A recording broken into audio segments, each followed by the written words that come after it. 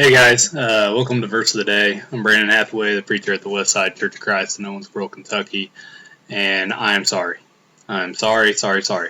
I had someone approach me last night after Bible class telling me, doing a 11 o'clock, 11:15-ish, you get carried away with stuff and you'll forget to do it, and people will forget to check in, and then it gave me a good point about church on Sunday and how would I do that.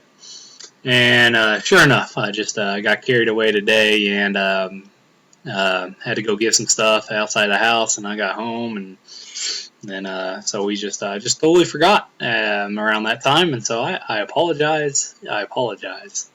So tomorrow we'll go back during the morning. Let's do 7 o'clock. I'm going to go a little earlier than what I used to at 7:30. I think when I first started this, I don't remember if it was 6:30 or 6:45, but I'm going to go ahead and just do 7 o'clock. I'm going to try that. I think keeping it in the morning is good.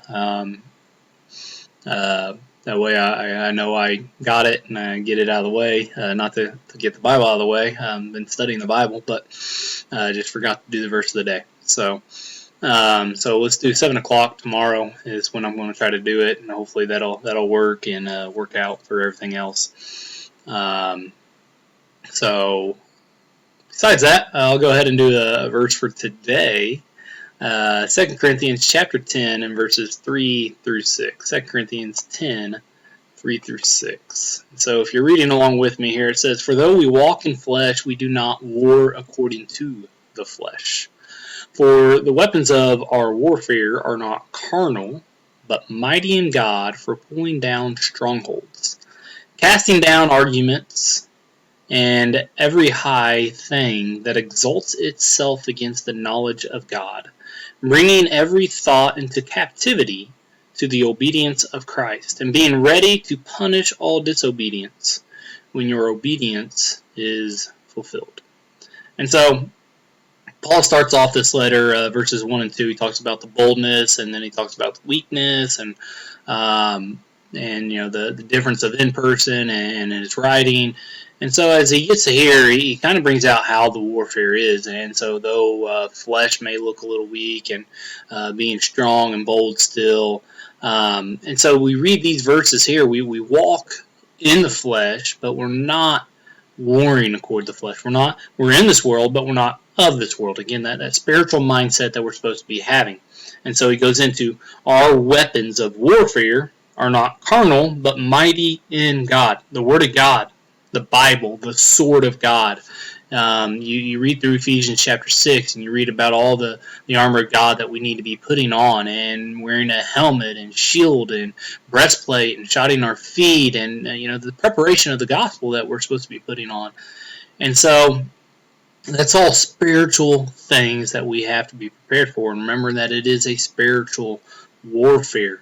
And so they are mighty in God for pulling down strongholds, for pulling down false teachings, false doctrines, to be able to stand and fight against the wiles of the devil.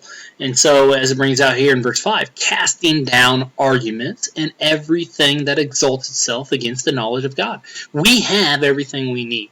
That's I think a huge point. If we can just remember that it's telling us right here, we have everything we need in order to stand for the truth, in order to be able to rightly divide the Word of God, and able to cast down arguments and opinions and thoughts, that we can open up our Bibles and we can teach the truth. And so, that's important to remember. And so as it brings out, it continues on that point. And so we need to be ready to punish disobedience when our obedience is fulfilled. And of course, Christ, God is the one that will bring full judgment in the end. Vengeance is His. But also to that point of using the Word of God to understand where to draw a line with church discipline. And so again, it brings us back to that point of a spiritual warfare. That means we need to be studying our Bibles, be reading the Scriptures, make sure that we're ready to answer these questions. And so, again, I'm so happy to be able to present the Word of God. I do apologize again once more for being tardy, not doing it at 11:15 like I said I was going to yesterday.